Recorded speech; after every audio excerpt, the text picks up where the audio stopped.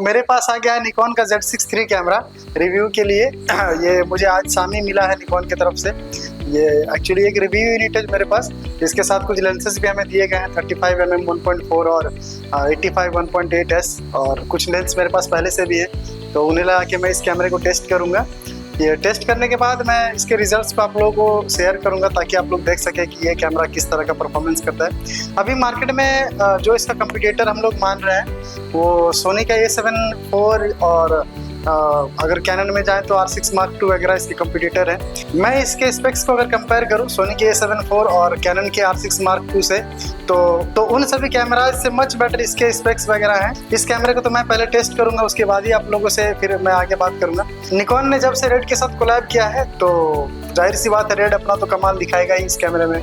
इस कैमरा में in body 6K recording दिया गया है। इन बॉडी 6K का मतलब होता है कि आपको इस पे 6K रिकॉर्ड करने के लिए कोई भी एक्सटर्नल डिवाइस वगैरह लगाने की जरूरत नहीं है। एक्सटर्नल डिवाइस अगर किसी को नहीं पता है तो वो कमेंट कर सकते हैं, मैं उस पर डिटेल वीडियो बना दूंगा। मार्केट में कोई भी इस प्राइस रेंज में जितने भी कैमरा आते हैं उसमें किसी पे भी इन कैमरा 6K का रेजोल्यूशन अभी तक किसी कैमरा में नहीं दिया गया है। इस कैमरा का जो प्राइस है वो 2,23,000 रुपये आपको निकॉन की साइट में देखने को मिलेगा बॉडी का। तो अगर आप अपने डीलर से संपर्क करेंगे तो ये आपको करीब करीब अच्छा खासा डिस्काउंट में मिल जाएगा।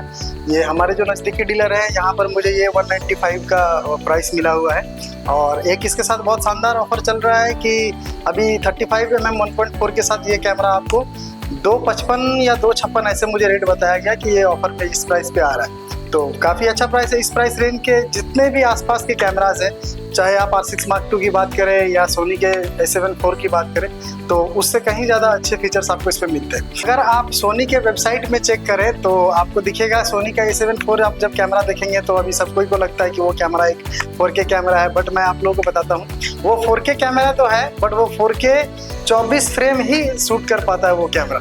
अगर आप उसको 60 फ्रेम में कन्वर्ट करते हो तो आपको एकदम छोटा सा नज़र आएगा। वो लोगों का एक क्वेश्चन मार्क, उस पर क्लिक करेंगे तब आप लोगों को वो नज़र आएगा कि 4K पे जब आप शूट करोगे तो 60 फ्रेम पे, 4K 60 फ्रेम पे जब आप शूट करोगे तो आपका वो कैमरा जो है ऑटोमेटिकली सुपर 35 मोड में चला जाएगा। सोनी का सुपर 35 मोड का मतलब होता है क्रॉप में।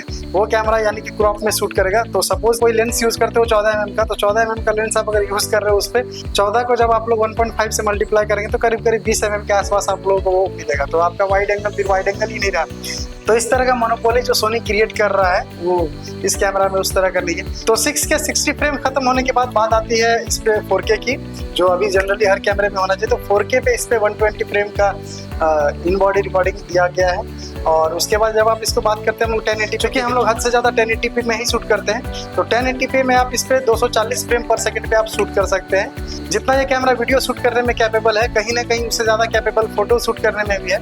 ये कैमरा अपने मैकेनिकल शटर पे 14 फ्रेम पर सेकंड पे शूट कर सकता है, और इलेक्ट्रॉनिक शटर पे ये कैमरा 60 फ्रेम तक का शूट कर सकता है। तो निकॉन ने जो ये कैमरा बनाया है Z6 Mark III, इस पे इन्होंने पार्सली स्टैक्ड सेंसर का यूज़ किया है। पार्सली स्टैक्ड सेंसर कहने का ये मतलब है कि इनका कहना है कि ये जो पहले निकॉन का Z6 Mark II आता था उससे ये 3.5 गुना ज़्यादा फास्ट कैमरा इन्होंने सेंसर बनाया है। और जैसा मैंने पहले भी बताया 6K इन बॉडी कैमरा इस पर दिया गया है रिकॉर्डिंग का। और भी बहुत कुछ है, तो आइए देखते हैं इस कैमरा में और क्या क्या है। तो सबसे पहले बॉडी की बात करें तो निकॉन का कहना है कि ये बॉडी वेदर सील्ड है और ये -10 डिग्री सेल्सियस में भी ये कैमरा काम कर सकता है। और वेदर सील्ड होने के साथ थोड़ा बहुत बारिश की बूंदें भी अगर इस कैमरे में पड़ती हैं तो इस कैमरे को उससे कोई खासा नुकसान होने वाला नहीं है। अगर इसकी बॉडी की वेट की बात करें तो ये करीब 650 ग्राम के आसपास ये कैमरा का वेट है। प्राइस की बात करें तो ये 195 का पड़ रहा है हमारे जो नज़दीकी डीलर है। और इस पर अभी जो ऑफर चल रहा है वो एक CF एक्सप्रेस कार्ड 512 GB के साथ ये कैमरा आ रहा है। और इसका स्पीड आप लोग देख सकते हैं 1785 MB पर सेकेंड का इस कार्ड का स्पीड है। और CF एक्सप्रेस कार्ड आप लोग जानते हैं कि बहुत लाइफ लॉन्ग होता है इस कैमरा का। और अगर इस कार्ड की कीमत की बात करें तो ये कार्ड ही आपको करीब 15-16 हज़ार का तो ये कार्ड ही आता होगा।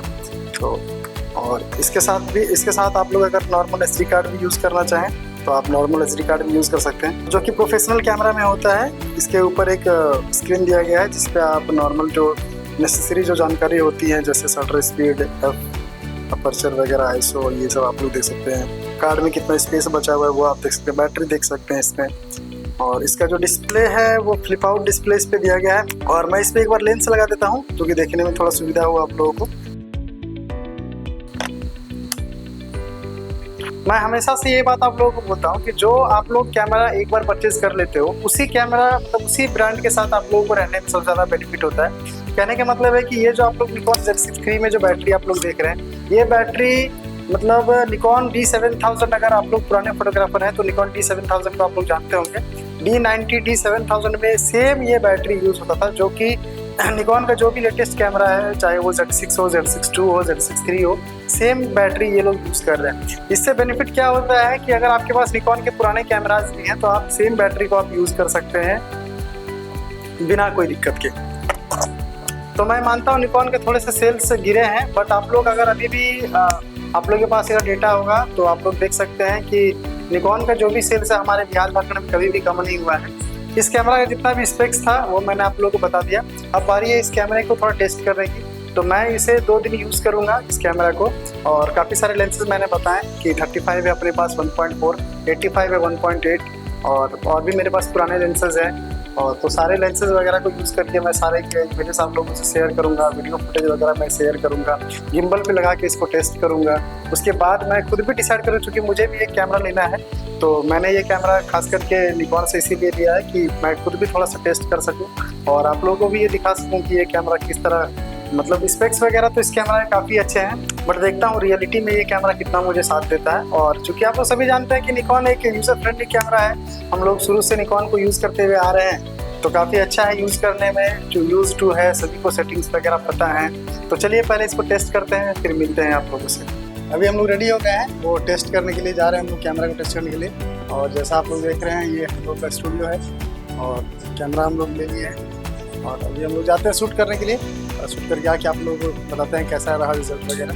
तो हम लोगों ने माउंट कर लिया अपने Z6 Mark III को अपने गिम्बल पे, जो कि रोनिन RSC2 है। और इस पर थोड़ा बहुत परेशानी क्या हो रहा है मुझे, ये जो इसका फ्लिप आउट डिस्प्ले है, ये इस पर रिकॉर्डिंग वाले पे थोड़ा सा टच हो रहा है। बाकी इसको नज़रअंदाज करते हैं हम लोग और देखते हैं। इसको अगर आपको ऐसे रोटेट करना है तो थोड़ा इस तरह करके रोटेट कर सकते हैं हम लोग। बाकी डाउन एंगल शॉट्स के लिए कोई दिक्कत नहीं हो रहा है, डाउन एंगल शॉट्स के लिए ओके है। और थोड़ा सा वेट, जिस तरह निकॉन का Z6 III कैमरा है, थोड़ा सा वेट तो इस कैमरा का है। और देखते हैं अभी यूज़ करके क्या होता है।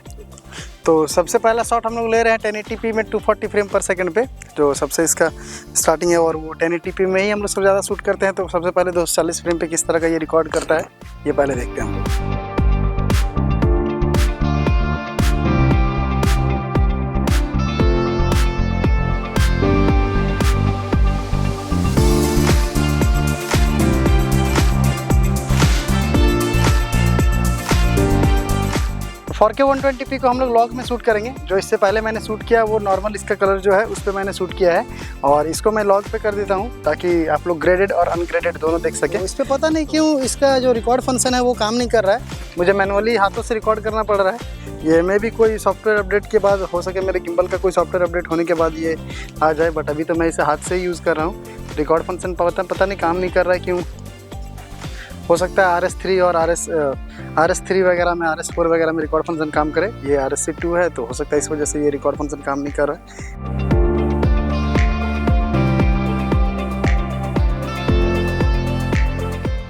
कि हम लोगों ने इसको 6K पे भी शूट किया, और जो इस कैमरा का सबसे मेन फीचर्स है वो 6K ही है। और सबसे अभी जो सस्ता इतना सारा कैमरा है वो अभी सबसे चीपेस्ट बोल सकता हूँ मैं कि सबसे सस्ते कैमरे में ये 6K दिया गया अभी तक का। और ऐसा नहीं कि 6K आपको दिया गया तो 20p पे में या 25p में, ऐसा नहीं है। 6K इस पर प्रॉपर 6K 60p में दिया गया है, ताकि आप बाद में इसको स्लो मोशन वगैरह भी करें तो आपको कोई दिक्कत ना हो। बाकी कैमरा में तो 4K 60p भी मिलना मुश्किल है, और इस पर आपको 6K 60p मिल रहा है। लेकिन सबसे बड़ा बात जो कि मैं आप लोगों को बता रहा हूँ, 6K पे ये कैमरा ना, अभी इस पे 512 GB का कार्ड लगा हुआ है। ये कैमरा N-Log पे जब 60p में मैं शूट कर रहा हूँ 6K पे तो सिर्फ और सिर्फ 17 मिनट ही रिकॉर्डिंग होगा। तो कहने का ये मतलब है कि आप समझ ही सकते हैं कि 6K शूट करना कितना मुश्किल है। 512 GB के कार्ड पे सिर्फ 17 मिनट का रिकॉर्डिंग है। और एक सेकंड मैं आपको ये 4K पे थोड़ा करके दिखाता हूँ कि 4K पे ये कितना हो रहा है। तो 4K 60 पे ये 4K 60 पे N-Log पे ये 37 मिनट दिखा रहा है। यानी 4K में अगर मैं शूट करूँ 60 फ्रेम पे तो ये 37 मिनट के आसपास दिखा रहा है। और अगर मैं सिर्फ इसका लॉग बंद कर देता हूँ, एक सेकेंड आप लोग वेट कीजिए। अगर मैं सिर्फ इसका 12 बिट से हटा करके 10 बिट पे अनलॉक करता हूँ तो ये कैमरा देखिए कितना 10 बिट और 12 बिट पे कितना डिफरेंस है, आप लोग यहीं से समझ सकते हैं कि जैसे ही मैंने वो 4K को हटा करके 1080p 60 फ्रेम 1080p में किया 60 फ्रेम पे, तो ये कैमरा 2 घंटा 5 मिनट इस पे दिखा रहा है और वो 10 बिट पे। और जब मैं इसको 10 बिट से हटा करके 12 बिट करता हूँ, एक सेकंड वेट कीजिए आप लोग, ये 10 बिट से हटा करके एंड्रॉयड 12 बिट पे मैं करता हूँ तो ये डायरेक्ट 37 पे चला जा रहा है 4K पे। तो कहने का ये मतलब है कि अभी हम लोगों को 4K अगर ज़रूरत नहीं है तो 4K ना करके आप लोग 1080p में ही शूट कर सकते हैं, क्योंकि इसको रखने के लिए एक वेडिंग तो हम लोग का कम से कम 2-3 घंटे का होता है। तो 2 घंटे का फुटेज आपको रखने के लिए आपको कम से कम एक, हमको लग रहा है कि at least 4 TB 8 TB hard drive तो सिर्फ एक वेडिंग रखने के लिए चाहिए होगा, अभी फ़ोटोज़ वगैरह छोड़ करके। तो ये सब ना देखते हुए आप 1080 को ही अभी सजेस्ट करें, या 1080 पे अगर नहीं करते तो 4K पे भी कर सकते हैं, बट 10 बिट पे करें। 10 बिट भी काफ़ी होता है, ऐसा नहीं है। तो 10 बिट पे 2 घंटे दिखा रहा है 512 GB का कार्ड पे। चलिए मिलते हैं।